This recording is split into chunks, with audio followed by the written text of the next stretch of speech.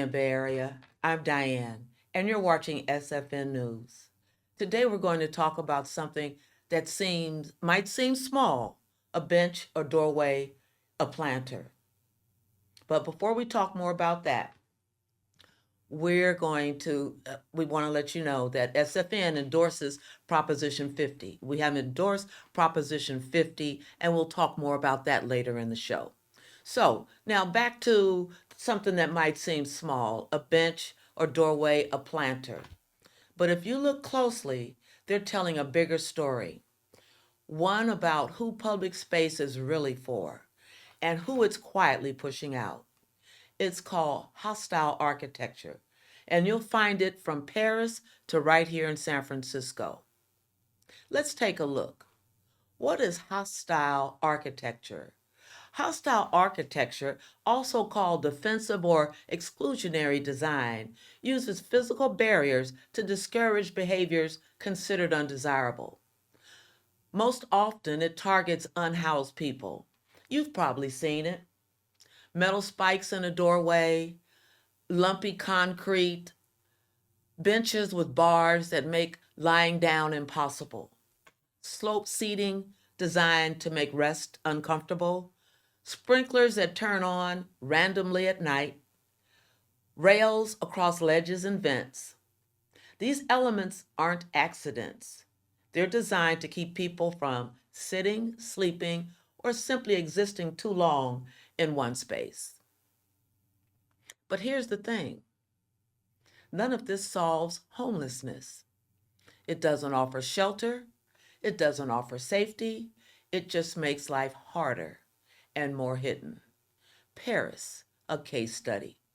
In Paris, hostile design shows up in places you wouldn't expect. In metro stations, benches are often slanted or segmented to prevent sleeping. Storefronts install metal studs to keep people from settling in entryways. Covered walkways and underpasses, once places to seek shelter, now use noise deterrents or physical barriers to drive people away. Even public parks have benches with angled backs or individual seating pods, making rest uncomfortable by design. Some of these choices are made by businesses, others by public officials. Even in a city with strong social programs, exclusion has become part of the landscape. Resistance and alternatives. Not everyone is staying silent. Activists in Paris and around the world are calling it what it is, inhumane. They've launched photo campaigns mapping hostile architecture across cities. Some have added cushions or plants to these cold designs, reclaiming the space in quiet protests. Others are pushing for design with dignity, urban planning that doesn't punish poverty, but acknowledges it, because public space should serve the public, all of it. That's what's happening in Paris, but what about here? Let's go deeper into the data and into San Francisco neighborhoods in a segment we call What's Happening in San Francisco?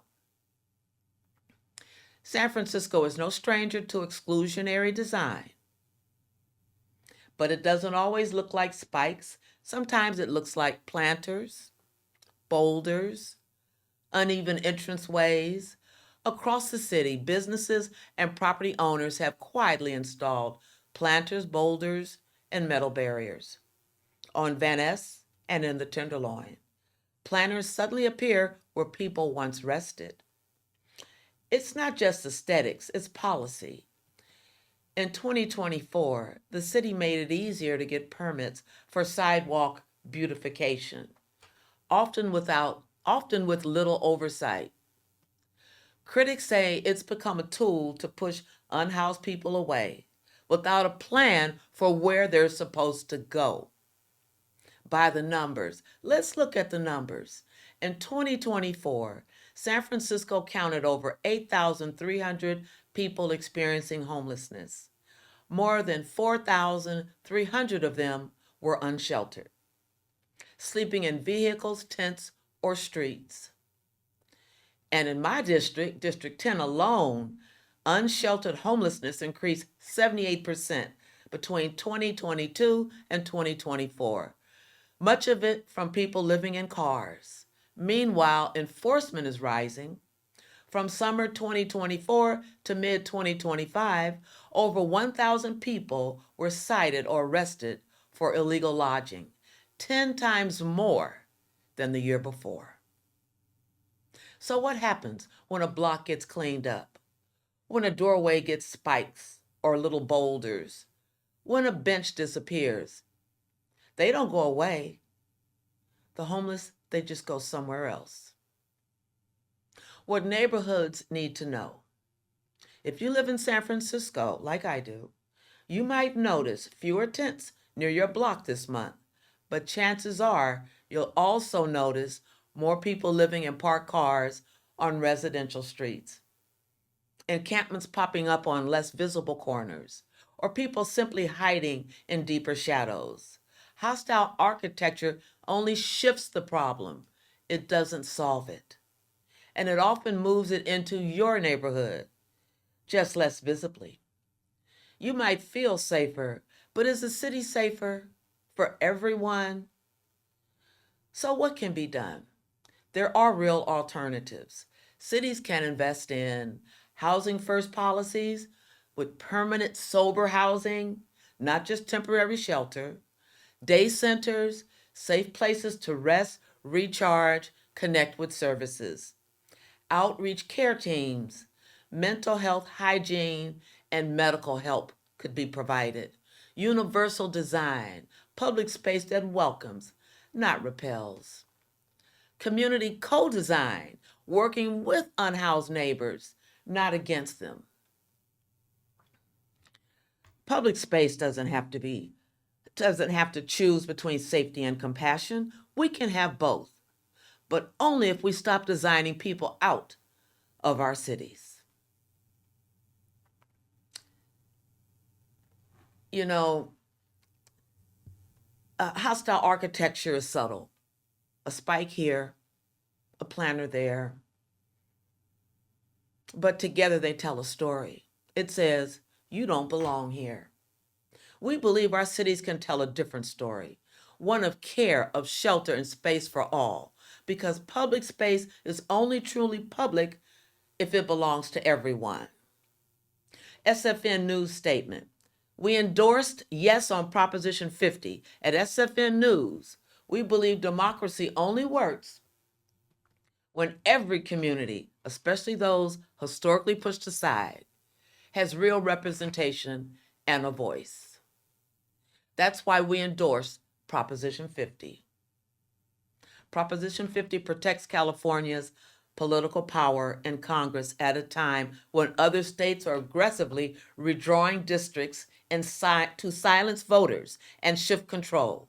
It gives us a temporary tool to defend fair representation, safeguard federal resources for our community, and ensure our votes matter. This is about standing up for equity, defending our seat at the table, and protecting the people's power. On November's ballot this month, San Francisco urges you to vote yes on Proposition 50 because social justice demands a strong democracy.